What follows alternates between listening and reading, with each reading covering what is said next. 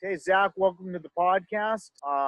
Glad to have you. I've been checking your stuff out on Instagram, seeing your fasting, and you're putting up 315 a bunch of reps. You're talking about on Mark Sisson's side how food helps helps addictions. I couldn't agree more, and I had to reach out to you. I had to get your take on it and talk to guys who are out there not only really feeling good, and feeling fantastic and getting strong, and you're helping others. And I see that that's your form of service, and that speaks my language. Give us a little bit of a story on yourself. And I grew up in a middle-class family. My mom actually adopted this low-fat movement back then. And basically we lived off of a diet of skim milk, fat-free graham crackers, fat-free pretzels, and Diet Coke. And so anyways, when I was 12, my mom got diagnosed with cancer and passed away 11 months later of stomach cancer. And, and that kind of led me down a confused path as a teenager. Started dabbling in smoking pot and drinking and things like that. And over the next 5 years, my dad drank himself to death. And so when I was 18, basically from that point on, I had an extremely big chip on my shoulder against authority. I didn't have answers to life's biggest questions, and basically went down a really dark path of doing drugs, selling drugs, alcohol abuse, crime, you name it. So basically in and out of treatment centers, in and out of prison, went down a really dark path. And my story really is one of finding my health has helped me overcome my addiction. And the third time I went to prison for drug trafficking, about a year and a half in, my sister was studying to be a nutritionist, and she sent me a book that she really enjoyed called The Primal Blueprint by Mark Sisson. And, it talked a lot about the ailments he was going through and how he overcame them. And I had never paid close enough attention to my body to realize that I was actually suffering through some ailments of my own. For one, had a horrible afternoon crash every day about 2 o'clock. Lethargy would set in, and I would just feel like, man, I had to lay down and take an hour nap. And to come up out of that coma I was in for that hour, because I would sleep so deep, I would have to have sugar. I would have to have caffeine, something to help me finish the day after that. And basically at that point, I also was dealing with some joint pain. I was dealing with some digestive issues. My emotional stability wasn't real great. My mood wasn't real great. And it wasn't just from being in prison, because I'm a naturally positive individual. So I started implementing some of the practices in this book, like cutting down on processed carbohydrates and sugar, removing grains from my diet, also eating more vegetables that I could, living in the penitentiary at that time. So as I incorporated some of these things, I realized that immediately my afternoon crash started to go away. My joint pain started to decrease. My digestive issues started to get better. My bowel movements got better. Everything kind of started working better. And so it sold me on it. I wanted to learn more about it. I felt better. My emotional stability was better. My brain felt like it turned on. This fog cleared from my brain. And these dark clouds that I've been under depression and anxiety and all these things that made me use drugs and alcohol, seemed like it was clearing. It seemed like it was getting better. So I knew that there was something to this nutrition thing. And, I got inspired I loved working out. I've always been big into weights. And when I wasn't using drugs, I was lifting weights and in and out of treatment centers and recovery houses and then prison. And that was my go-to when I was actually sober. So I wanted to be a personal trainer. So I got my books in, I started studying. And I was headed down this path that I wanted to learn how to really optimize physical performance, but also nutritional performance as well. And through doing so, I found that my addiction and my depression and these things I battled got easier to cope with and easier to deal with. And eventually I was released from prison, and I had a better vast array of foods that I could have in my diet. One thing I realized right off the bat is that my gut health and healthy fats were on the fritz while I was in prison. So gut health, our microbiome and our gut bacteria, and how important that is to not only our immune system, our brain health, but all these functions of the body. I mean, it's an estimated that for every one cell we have, there's 10 times more cells or more bacteria in our gut. So we're 1/10 of what they are when it comes to cells in our body. So basically, I started working on my gut health. I started incorporating healthy fats to the lower carb side of things. And my brain just felt like it turned on. And I remember driving one day and thinking, man, for the first time in my life, I feel like I'm free from this desire to run from my emotions or run from the problems of my life. And I feel like, wow, there's this positive outlook that I have that I've never had before. And I started putting two and two together, that there was something that's nutritionally that had happened, that not just spiritually, because that's a whole other aspect and I don't need to go into that on this platform, but you know, those things combined together, my outlook and my mindset was so much better. And so, yeah, that led me to really diving into nutritional science, and we can touch on that if you want to as well. Yeah, well, I mean, it's a lot easier to be in your spiritual realm. I mean, you don't have to go into that, but it's a lot easier if you feel good, if you're not in pain, if you're not sick, if you're not brain fog, if you don't feel depression. It's such a predictor of your mindset, your gut biome. It's fun that you touch on that, and then we talk about, I just read an article about eating organic and about what the pest control, the Monsanto and the companies that spray the crops. Basically, well, it only affects bacteria. Basically, these pesticides. It's like we're mostly made up of that. It's another colony within another universe within your. That's ironic they'd say that. Oh, go figure. Well, otherwise it's not good for us. That's what we're mostly made up of. And yeah, and it's and 90% of it's made in the gut, and there's so much to it. Yeah, I mean, one of the interesting things that I started looking into was, my dad drank himself to death, and alcoholism, and I started thinking about what my dad ate for all those years that he was also an alcoholic. And even when he would try to get sober, I remember watching my dad smashing bags of gummy bears, full bags of gummy bears, right? So I started thinking, maybe there's a connection between sugar and alcoholism.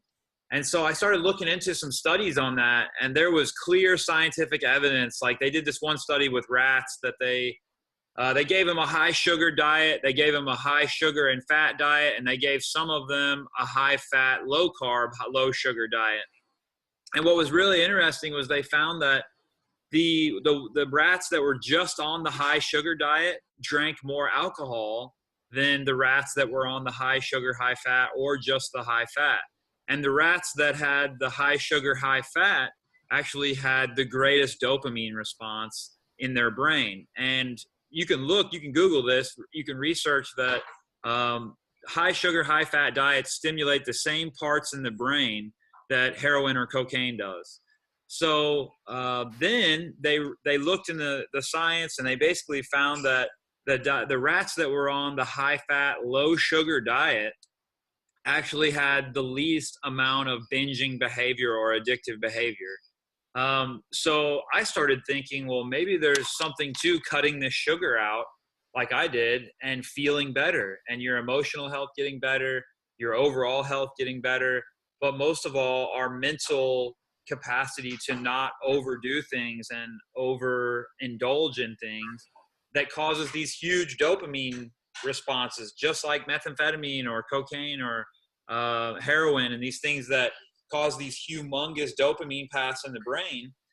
Sugar and fat does the same thing when you mix them together, and sugar does it by itself and then fat actually did it the least. So I thought, well, maybe there's something to this low carb thing that I should look into. And that's what led me to learn low carbohydrate diets and ketogenic diets. Food is not food anymore. It's such a huge thing, and I think it's great about what you're talking about is getting back to real food. It's like it's our food. We're starving, but we're nutrient starved. We're starving nutrient wise, but yet we're putting these tremendous volumes of food in our body. And and it's just really showing itself. All you gotta do is walk around town. Eat out here. We're pretty heavily populated. You Walmart or something. It's really it's sad. And it's ironic. It's like I used to think, oh, I hate Walmart. I hate going in Walmart and dealing with everybody in there. But now it's like that might be our audience someday. People just need education. They need people like you to say, look, there's another way. And it comes after you put down the drugs and alcohol. Yeah, it's nothing like, for me personally, when I first got started in this thing, I had a sponsor the first 3 years, and I remember looking at his fingernails. It was a few years into program about health, and I looked, and he had these black lines going down his fingernails, so I immediately go Google it, wonder what that means, and it turns out it's heart disease. It could be cancer. Just no bueno. Like if you have that, and and the fingernails are really a good determining thing about your health. It's another subject, but and fast forward 2 years, and I'm going to see him in hospice, and he died 2 days later. He died really fast. In a way, that's good. He didn't suffer a lot, but he was only 58 years old. That's not old. No. When a guy, I'm about, I'm fine, right? So that can't be old to me. But that was what started that in me, is like, God, there's got to be more to just, my head hit the pillow, I'm sober. I'm 49. I got dead friends already. Friends on cholesterol pills and diabetes medication and blood pressure medication and heart medication who've had surgeries. I've seen a lot of it already. It's trippy when you get older. You seem pretty young, so you're probably in your 20s, right? 32. 32. You look like you're 20. I thought you were 28. That was kind of what I had, this number in my head. Wow. So never mind. But anyway, as time goes on, you'll see that. But I feel like, that's I love the fact that you're in services. We talked before, and you sound like you specialize in type 2 diabetics, like reversing the disease, and it's so it's such a great move. I applaud you for the way you see it, and that you're spreading this to people. But we want to be we owe it to. I think we owe it. That's our service to the world. So what I found, and I liked what you just said, and what I basically figured out, that going to AA and NA and going to treatment centers, and I kept thinking back to the diet that I saw everyone eating and the diet that the treatment center gave me. And one of the things I really want to get out there to people is, these drug treatment centers, people come in and they're malnourished, they're underweight, they've been doing methamphetamine or cocaine or heroin or drug abuse or alcohol abuse, whatever it is, and they're fed a diet to help them put on weight. That diet is a high fat, high sugar, high processed food diet. And the treatment center is trying to put weight on these people. Yes, I understand that. However, if we know that high fat, high sugar spikes dopamine levels really, really high, then we are just mimicking or taking the place of the drug when they come into the treatment center. And we're not doing their gut microbiome. We're not doing their overall health any good by giving them these diets or foods. The diet in prison is the cheapest, horrible diet that you can possibly imagine. It's nothing but soy, corn, wheat, just immensely processed GMO food, as cheap as they could get it. And all they care about is giving them in 2,000 calories a day. They care nothing else about nutrients or health or anything like that. So the message that I would really like to get out there to people besides my type 2 diabetes front is that we've got to, if we really want to reverse drug and alcohol abuse and crime in this country, we've got to do something about the food and the nutrients we are giving these individuals when they go to treatment centers and when they go to prison, because we're just setting them up for health problems and more addiction in the future if we continue to feed this way, if I'm correct, looking at the science that I've looked at. So when you think about that spectrum of things, then you think about individually, we can take control of our health. If say we're in recovery, say you're like, man, I'm feeling better, I'm off the drugs, I'm off the alcohol, and maybe you're still battling with brain fog, or maybe you're still battling with depression or anxiety, and things are just still off. I'm telling you right now, the area could be in overall nutrition that could rock your world and change your whole outlook, your emotional stability, your mental health, your physical health, the way you live life, the energy you have, the vitality you have, could all come from strictly changing your lifestyle, your nutrition, your exercise routines, and overall health. Yeah, and it's like we've already slayed a big, giant monster by, especially if you're if you're a drug addict or alcoholic, you've already slayed a really big monster by getting sober. I mean, if you're actually got a little bit of time and you've been doing program or you're doing whatever it is that keeps you sober, already got, it's almost an advantage. You can apply that same, because I see it, what I'm seeing is it comes down to behavior. What happened when I first got sober, I put on 50 pounds eating candy and pasta and just all the goodies, because it was just like a warm blanket around me to eat that food and eat those candies and to just drink exorbitant amounts of coffee and just everything was in excess except the drugs and alcohol. It was replacing the addiction. I was totally replacing it. What I learned is through when I started learning about diet is that I was able to I lost my cravings. That was a huge thing. It's like you lose your cravings, you start not needing to eat nearly as much. You start, you're getting that clarity. It's a magical moment, and it just really, it makes it so much easier to remain sober. And if you've already done that, why not take it to the next level? Why not be healthy? Why not, do you have any actionable things that you would say right away to people? Say the first and foremost, the number one thing is focus on real whole foods.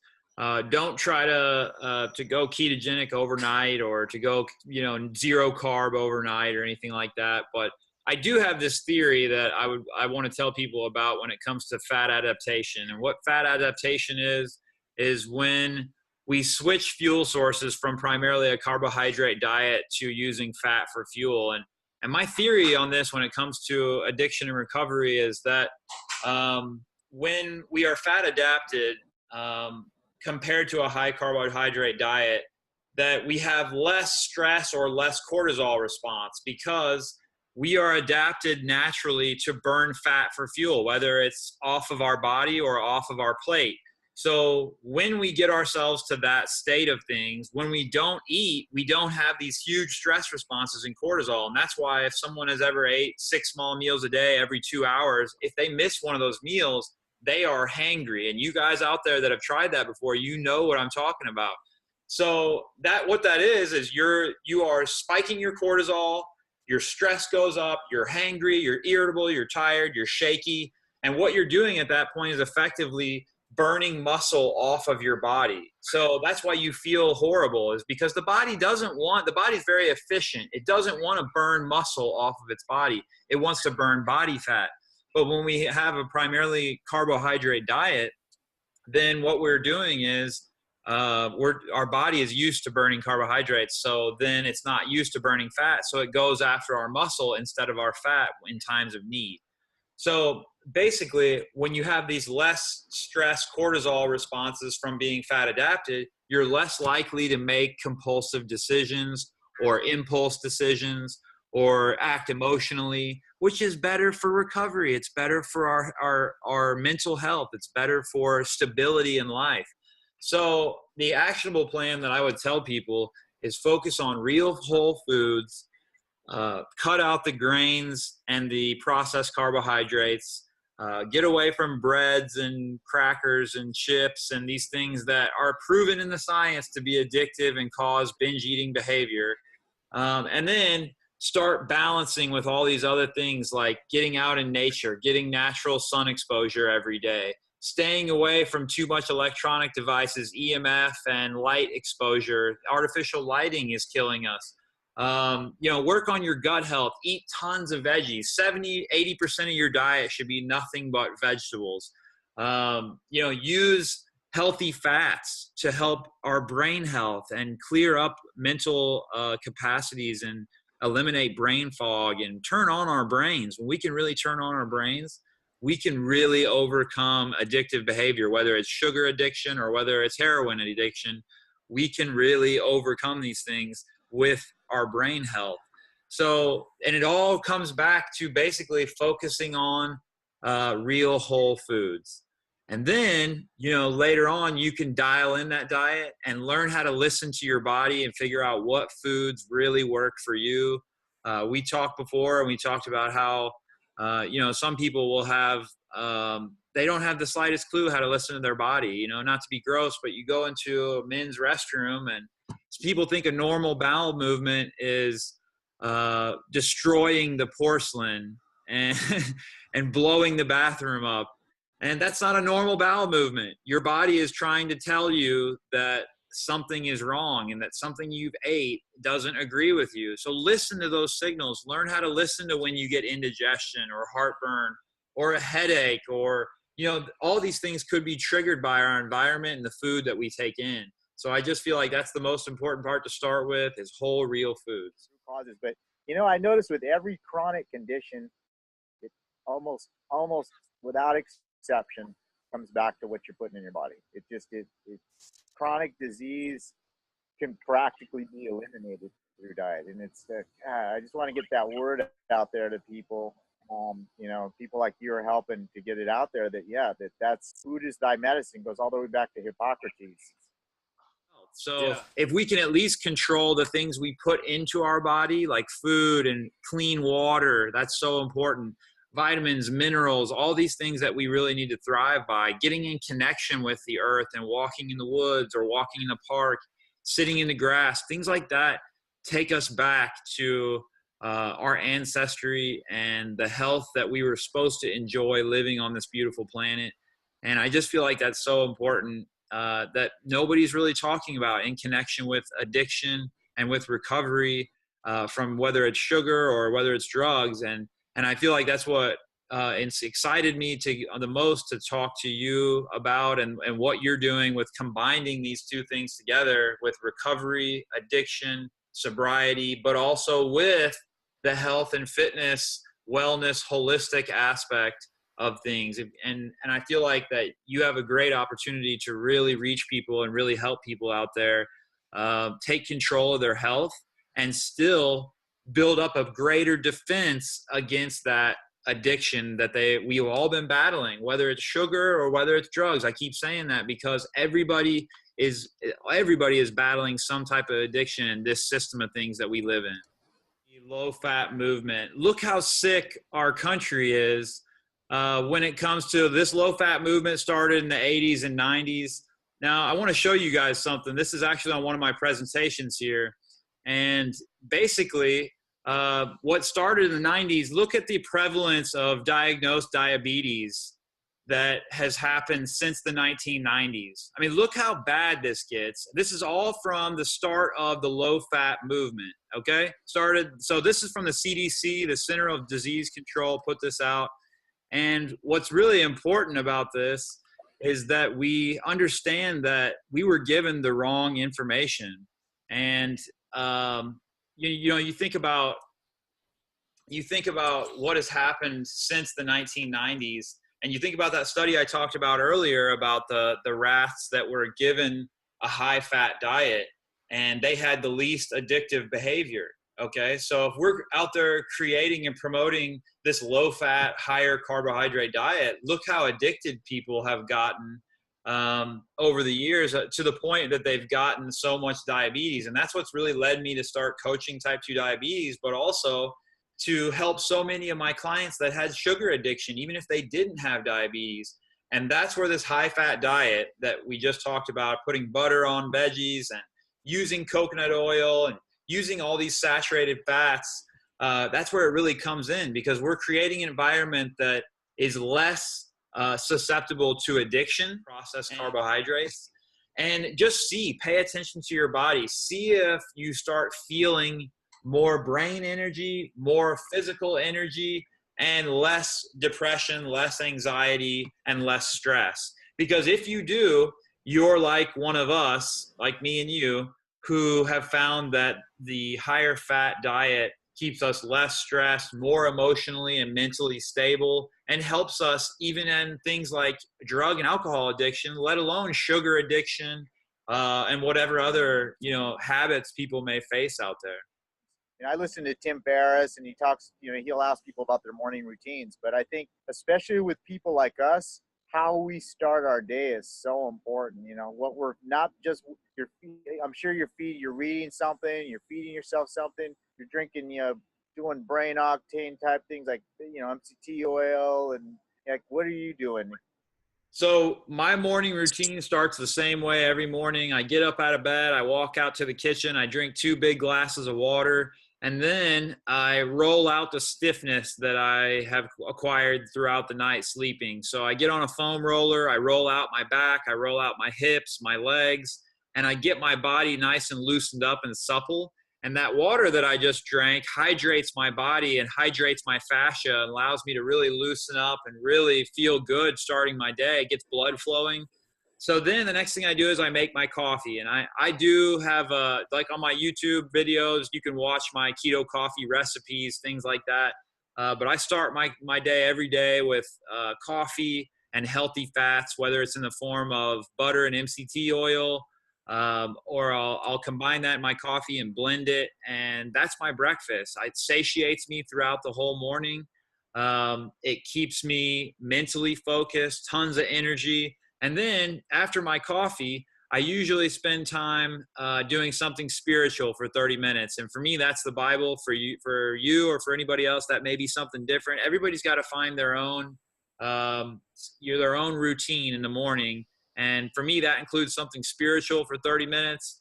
So I dig into that and I set the tone for the day, think about positive things. And then I usually will go for a walk. I'll take the dog outside. I'll sit in the sauna. There's so many different little things that I have to start my day to get moving, get blood flowing, which turns on my brain and gets the day started in the positive direction. And then after I get that going, I usually have stuff getting ready to happen. So I'm starting my day. I'm getting ready. I'm listening to positive podcasts or educational things to get me off in the right direction. So I think routines are so important for people in recovery, for people battling sugar addiction, for people battling any of these ailments. Having these routines keeps us structured. It keeps us on point. It allows you to continually practice good habits, which builds that self-efficacy and that self-esteem, and allows us to feel better about ourselves. So we're not so trapped under these addictions like sugar and drugs and alcohol and cigarettes and coffee and, all these different things that we deal with in this society today that's warped and it's imperfect. And, we got to do the best we can. And I feel like routines is a great way to get that started. I always say that I don't eat donuts until I'm full. I eat them until I hate myself. It's true. It's true. It's so true, it's like. Yeah, definitely. You'll have to have me back on and we'll nerd out on some of this stuff some more. And if anybody wants to learn more about me, they can find me at musclesandveggies.com. Also, I put out exclusive content at patreon.com/musclesandveggies. I put out recipes, tips, workout videos, mobility videos, everything on my YouTube channel at Muscles and Veggies Fitness. So I really appreciate you having me on. I appreciate you what you're doing and this message that you're trying to get out there. And I fully support you, and will do anything I can to help you. Excellent. Hey, thanks for coming on. And you are the maiden voyage of this thing. Like, you're the first real guest who's, to me, a luminary in recovery, because you're out there and you're taking it to taking it to next level sobriety. And I think that's just awesome. And thank you so much, brother, for coming. You're like a brother for no other than mother, because the way you think and just everything you're saying just resonates with me. And I hope it resonates with some, we can get a couple of listeners who it'll resonate with, and they can, expand this. We can make this world a better place together. Yeah, man. Thanks for having me on. I feel like I gained a friend for sure. Right on. Hey, we'll be talking soon. All right. Sounds good, man. All Enjoy right, your take day. care.